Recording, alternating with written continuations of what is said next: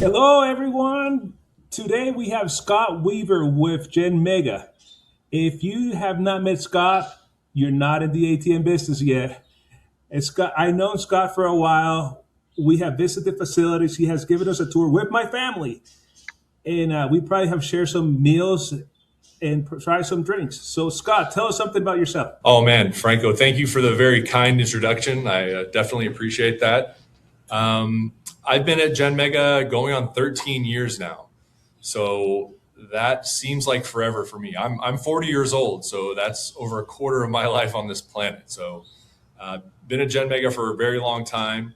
I'm the vice president of sales for Retail ATMs. So I handle a lot of the day-to-day operations and logistics for Retail ATMs as well as covering sales.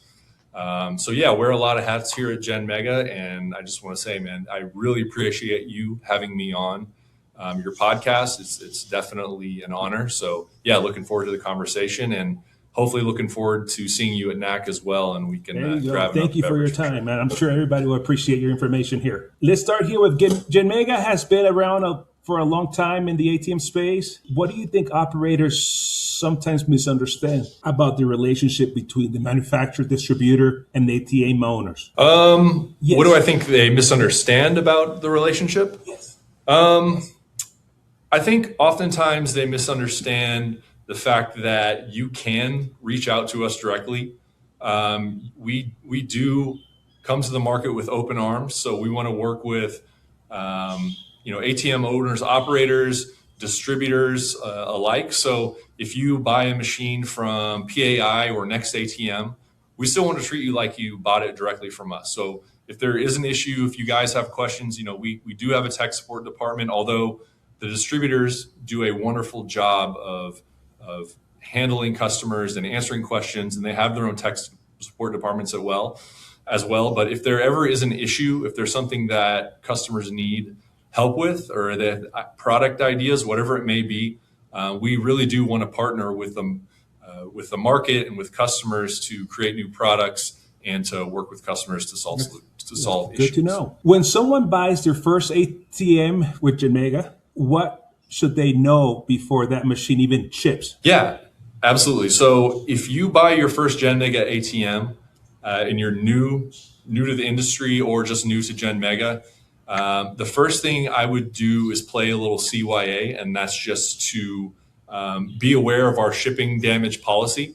So if you're spending your hard-earned money on our equipment, we want to make sure that you receive a machine that's in good order and that you protect yourself, because we've seen the types of trucks that show up sometimes to deliver these machines, and there's a spectrum of trucks and drivers that will show up to deliver your machine. So I always want to tell people who are new to protect yourself. So when a machine shows up, if there is any indentation on the box, if there's any issues that you perceive with that machine, even if you don't have time to inspect, you can go ahead and note on that BOL, which is the delivery receipt. You can note suspected damage, potential damage. There is an issue with the packing material, whatever it may be. If you make some type of note, that will give yourself a little bit insurance in case there is an issue with that delivery or with that hardware. So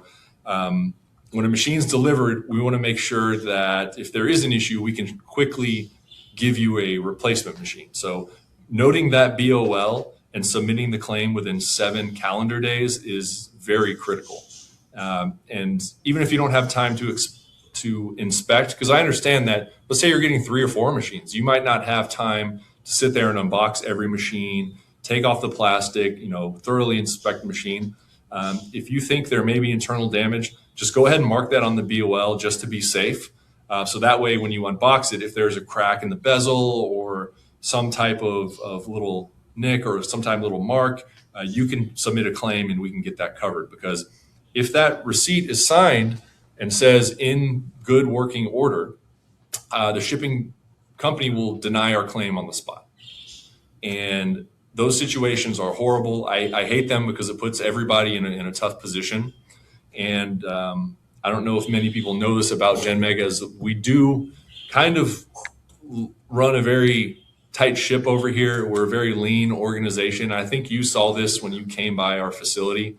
And I invite anyone out there, if you're in the Dallas area, come on by. We'd love to give you a short tour. You've done it yourself. There's not a ton of real estate to cover here, but if you want to come see what we're all about and check out the facility, I think you'll understand what type of operation that we do run. It's actually pretty cool to go out there because you get to bring my kids and they get to see thousands of machines, 1,000 a buck. And of course, they ask you, how come you don't have that many, Dad? It's because you sell them all. Yeah, right. What is one mistake that you see operators doing when they receive a machine other than not noting in the... A lot of times I'll see them just assume that the ATM's okay. I mean, that part of that is not noting it, but sometimes they just say, oh, well, the box looked okay. I assume everything's fine. And a good story of that is actually in probably my first 6 months working at Genmega. Wes and I were at a very small sales office in Dallas, and we decided to start shipping a few ATMs from that facility. So we had a little storage area down in the bottom of the building, and we would unload and load machines all the time.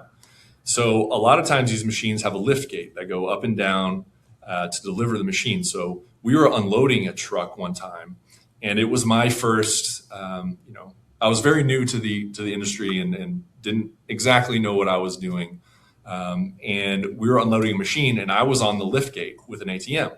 Well, I took my eye off that ATM for 1 second, and it happened to tip over and fall off the lift gate and fall on its side. And I was shocked. I looked at Wes, he looked at me, and I was like, oh man, I'm going to be on the street corner here pretty soon with the sign saying we'll work for food. I thought I was completely cooked, but turns out we take the ATM and lift it up, and there's really not much damage to the box. It fell a couple feet, but it fell on its side. And if you look at it from the top, yeah, there was some indentation on the top of the box. It wasn't 100% perfect, but it still looked pretty good. So that thing took a decent tumble, and the packing material did its job. It took the impact, but on the inside, there was an issue with the bezel, and we had to basically just scrap it and just put it in the corner for a while at the warehouse. So I've seen personally how these things can fall over in the box sometimes. It holds up, it does well, but there is an issue inside. So it's never assume that the ATM is 100% okay. And I would always, if you're receiving machines, if you have any suspicion of that box, just go ahead and note that on the BOL if you can. And then if you have to take time later in the day to inspect, you can do that. But at the very least, you have something noted on the BOL so that if we need to make a claim, we can do that and then quickly ship you a machine. I guess common practice tells me, should I take pictures? Yeah, the more information, the better. So, if you only mark the BOL, that's okay. But if you take pictures, you should absolutely do that. Now, when you inspect and submit the claim to us, we definitely have to provide pictures so we can confirm the damage. And that's another thing with the shipping damage policy. We put those stickers on the side of the machine that say, do not refuse. Good. That was my next question. Yeah. A lot of people get a machine and they say, wait, this thing looks terrible. Why would I accept that? If it's completely obvious damage, like you can see the inside, of the machine and it's damaged, and you refuse it, most of the time the shipping company can confirm that damage with us. But before we can put a claim through, we have to actually confirm that there's physical damage to the machine. So if you refuse a machine, oftentimes the shipping company won't play ball with us if we're like, hey, can you send us photos to confirm the damage? We want to make sure this thing is actually, bent up or whatever it is. And they will take a long time to respond, or they just won't get back to us. And so we have to wait for that machine to come all the way back to Dallas. And once that's done, it is delivered and we inspect the machine, confirm the damage. Well, that's, a week plus of the location not having a machine. That's not great for anyone. Now, if there's not a rush to install, no big deal. But if the location has a deadline or they quickly need to get a machine up and running, if they accept take photos and submit the claim to us immediately with the BOL, we can ship a machine oftentimes same day. So that really reduces the lead time of getting a replacement machine, is by accepting that machine at the location and confirming the damage and then getting us the photos as well. So we want to get people machines very quickly, but them accepting at the location helps us do that. That's excellent. That's good to know. Should we call the distributor first, or should we get on the phone with Genmega? Where's Scott? Where's Scott? Where's Scott? Why is he taking such a long lunch? What a clown. Either way, I mean, the actual shipping damage claim usually has to go through the distributor. But if you email shipping damage at genmega.com with the BOL, with the photos, with all of that information, we can submit that claim and get with the distributor. So either way is fine.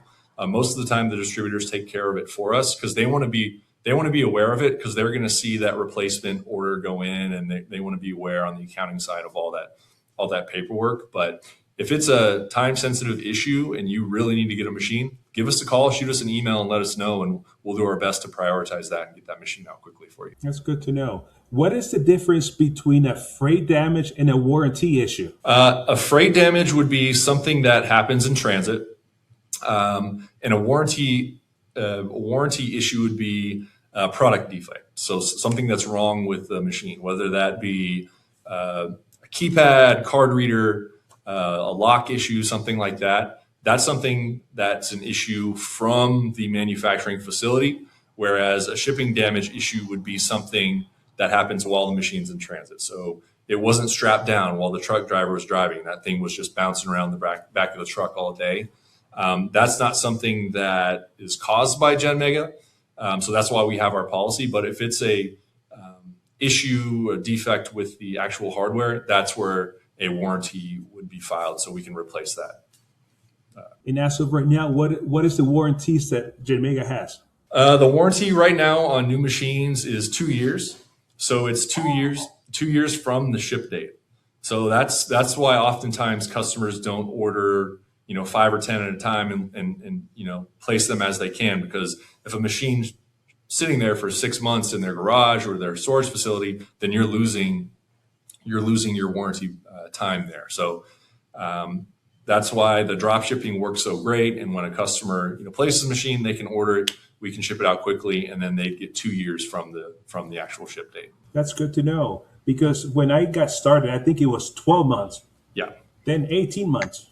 Yeah. So I was expecting to hear 18 months. Yeah. No, it's slowly creeping up. Maybe in a few years we'll go to 3 years, but I'll have a tough time convincing our CEO of that. But I'll see what I can. Pretty good. 2 years. Yeah, that's pretty good. 2 years isn't bad. That's pretty good. We do have confidence in our products, and if we're going to do that, we should have a pretty good warranty. What does the standard Genmega warranty actually cover? The Genmega warranty covers everything on the machine except for the lock, the ATM lock, and then it also, the NFC card reader.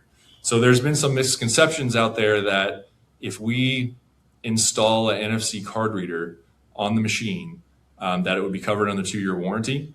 And initially, I think there was some back and forth, and we thought that might have been the case, but it'd be the same as the lock, that we don't cover the card reader itself because we don't manufacture that. So that would be 90 days. Those darn locks that break after 2 years. Those locks, man, the locks, and then the batteries as well. The batteries, those are tough. What are some examples of things operators assume are warranty but are actually not covered because of usage? Water damage is the big one.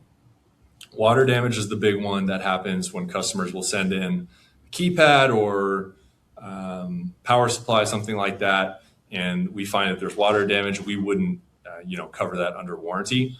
And oftentimes, if something gets wet and then it dries out, and by the time the technician gets there to swap it out, they assume there's an issue with the hardware itself, but it turns out it's water.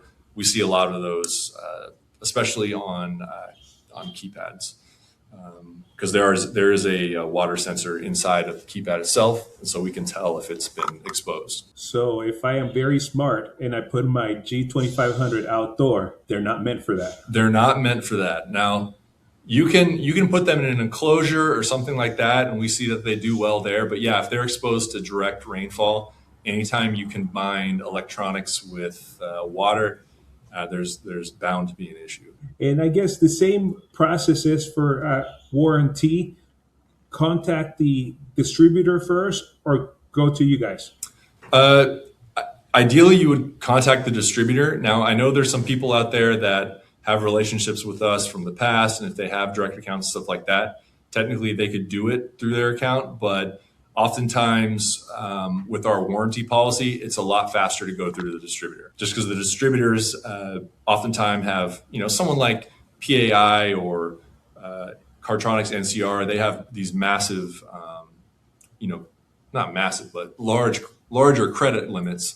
And so, there's never an issue when they submit it. We just ship it out automatically, and the process is faster there. Whereas, someone with a smaller account, you have to clear things on the accounting side before we ship. So at the end of the day, we're trying to get those machines up and running as quickly as possible. So going through the distributor usually will get that done. What should they have in hand to do that claim like that you're aware? They should have the component serial number. They should have the part number, and then a small description of what's going on, what should we be looking for. And then if it's shipped with an ATM, you'd also want the ATM serial number as well.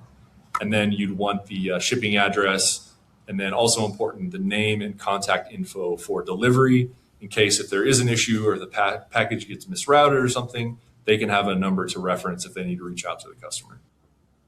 And I think this is a value that you guys have, that if we've been customers with you for a while, you send us the parts before we actually ship in the bad one. Right. Yeah. If you've had an account with us in a relationship and you have a credit limit with us, which these days it is hard to get credit. We're not issuing a ton of credit these days. But if it's something where, you've been buying from us for 10 years or whatever it may be, yeah, we can ship those out very quickly before receiving the old part back. That's excellent. Thank you. Yeah. What about maintenance? Are you good to talk about maintenance, or is that more John? That'd be more John. I mean, if you're getting technical information from your sales guy, you got a huge problem. It might not be the most question. No. It might not be the most reliable information, but yes, John, James, Edgar, Ramil. That's another thing. Our tech support department, they do such a fantastic job. Like, we owe so much of our success to those guys in that department over there.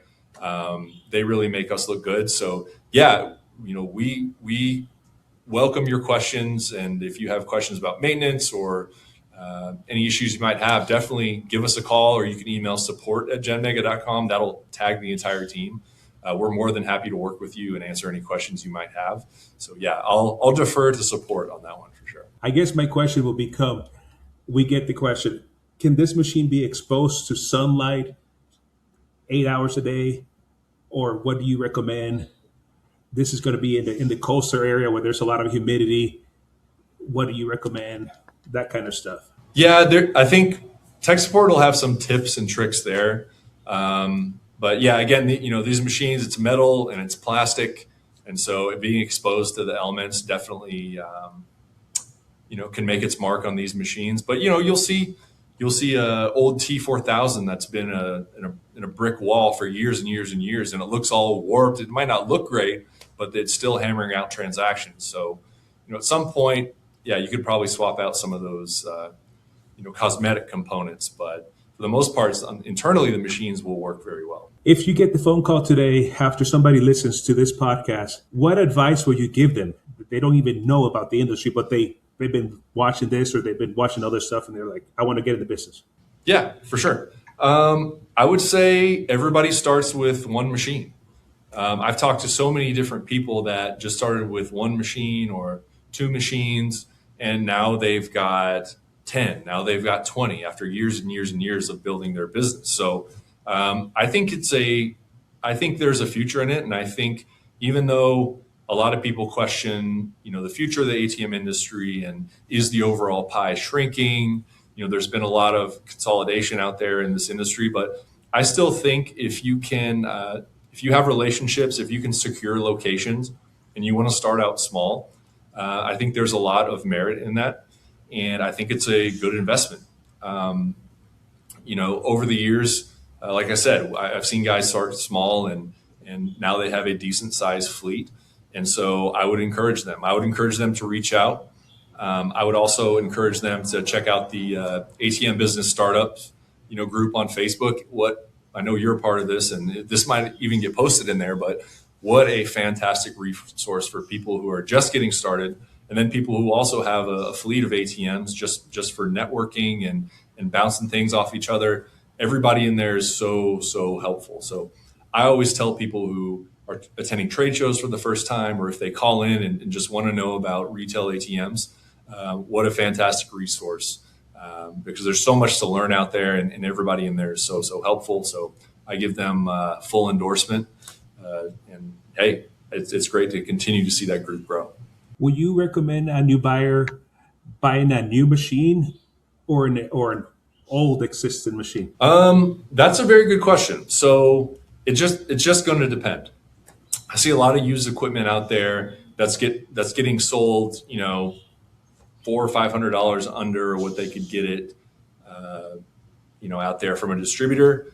In that case, I might spend the money and get a new machine so I can get that warranty, and then just be confident that all the components in there are brand new. But I'm a biased sales guy, so I would always say, hey, buy new. But if I'm going to be honest with you, if it's a good deal, if you're getting that machine for half price or maybe a little bit more than that, I say, why not? If it's something that you want to ride out for a couple of years and the machine works well, you might as well.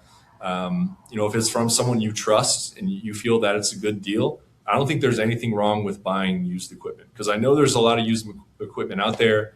Locations close, things happen. So if you're getting a good deal and it's from a reliable source, I would encourage you to if you want to try it out and the price is right, that might be a good place to start if you're just getting started in the industry. So no, I don't think there's any harm in buying used equipment. Does that warranty transfers to the new owner? Yeah. As long as the machine is within that 2-year time period, anybody could submit a warranty for that. So serial number for the next guy. Yep, that'd be it. Good. I don't think we talked about this before, but I think it will be a good question. NFC. Mm-hmm. You guys did a change that favor us a lot. Right. Talk to us more about that decision. And I know that created a lot of work for you guys. It was a hefty project, but it was a long time coming. And I think, we were due to make an adjustment there. So there's been a lot of, not necessarily controversy, but there's just been a lot of back and forth with the whole third-party NFC card reader issue. A lot of people weren't thrilled that, we were going to cut those off from future software support. Now, if you run, the current software release, those card readers will work as long as you can run that software. So technically, they'll still work. But yeah, we decided not to support those for future software releases. And some of that is security. We especially with something that's accepting payment, we want to make sure that those card readers are coming from us. The other part was support. We were receiving a lot of phone calls in support about card readers, NFC card readers not working or malfunctioning, only to find out that they were bought through a third party. So it was something that we were like, well, you didn't buy it from us. There's nothing we can really do here. And come to find out, I think a lot of that was due to the wires and cables. So those wires and cables were being manufactured somewhere else as well. And so the machine was having issues due to a component that was not manufactured by us. So that was, it's not only security, it's kind of a name brand and an image type thing. Like, hey, this machine's down, another Genmega's down. Like, what's the issue? So it's kind of a brand thing. And then, at the end of the day, they are more expensive than where you can get them from third parties. So hearing feedback at NAC, talking to market partners like yourself, talking to distributors, it was just time that they come down, because this NFC thing, it's going from just a trend to something that's going to be on every single ATM at some point in the future. So we see the trend going in one direction, and so we thought, you know what, these things are too expensive. We need to lower the prices on these significantly. It'll be better for the market. It'll be better for the owners and operators, and we just think it makes sense. So it was well past due time to reduce the pricing on those, and we hope it benefits everyone in this industry. And then also, with the third-party card reader issue, we did try to give folks an opportunity to submit serial numbers to us so that we could enable those on future software versions. So a lot of phone calls were made, a lot of emails were sent, and then even had some people post in the Facebook group, that's very, very visible that, hey, send in your serial numbers and we'll do our best to add those in for future versions. So, we're not out here trying to punish people. We have to protect our brand and protect our machines, but at the same time, we can't penalize people who, in good faith installed these on existing machines as well, because then you're talking about having to replace it with a more expensive part, and then the time and effort to swap those out in the machine. So we tried our best to compromise and come to a place where, hey, everybody can live with it. And now moving forward, these things are going to be much, much cheaper. So there's never a perfect solution in these situations, but we have to do the best we can. And that's something with Genmega that I've always been very proud of, is that we do listen to customers and we do try to respond to feedback, because even if, that decision wasn't received well, it's about what you do in a situation when folks are upset and when customers, the customers that you depend on, to continue operating, are unhappy with you as a brand or unhappy with the product. We have to try to respond. And so we thought, lowering the price, really would help people in the future. And then we just try to work with customers as best we can on case-by-case, basis for different issues. On behalf of an operator, thank you. Oh, you're very welcome. And sorry for my long-winded answers. Like, I'm going on these long monologues. People are probably asleep at this point. No, you're good. So that's on me, man. No, you're good. What features our operators are asking for you today, or to get ready for within the next 10 years or whatever? The biggest one for me that I hear about, it's always been NFC, but we're kind of past that now. I think we have a product that's working, and now the price is a little bit more affordable, and we can install it for you. So that's not really new. The one that we always get questions on is advertising, like ad rev for your machine, and that's something that's kind of in the works. We've teased our new toppers at trade shows. We're selling those now, but as far as the software side, there is a product now with a company called Context. There's a couple other companies who are working on it as well, so we'll have multiple options for advertising, and we hope it can be a product where you can just update your machine and install it. And as we know, you can have videos on every Genmega ATM. As long as it has an ACU 6 or above main board, you can have videos on that machine. So the idea would be, you have a whole lot of machines out there with screen space. And if you can enable advertising where ideally you get paid for that, even if it's a small amount, any extra revenue for the operator is good. So just on the ATM itself, at some point, we hope we can enable advertising on the screen, but then the toppers as well, to have ad rev on that. So anything that can give the owners and operators extra revenue, we think that's important. So this is one area where we think it could work, but it's something that people have been looking for a long, long time. And I think we're very close. And if you want to email us and you want to find out more information about Context or the other companies we're partnering with, at the end of the day, it's just a value add. If you're just using your ATM screen, it doesn't cost you anything extra to enable that. And then if you want to spend a little money on a topper to attract more eyes, you can do that. But there's a few options out there if you're looking at ad rev, and hopefully in the next year or so, there'll be more solutions out there for everyone here. That's excellent. Thank you. Before I ask the last question, Is there anything that you want to tell us or expand Um, about Genmega about Genmega, or the products? not really at this time. As far as like, is there anything new coming up?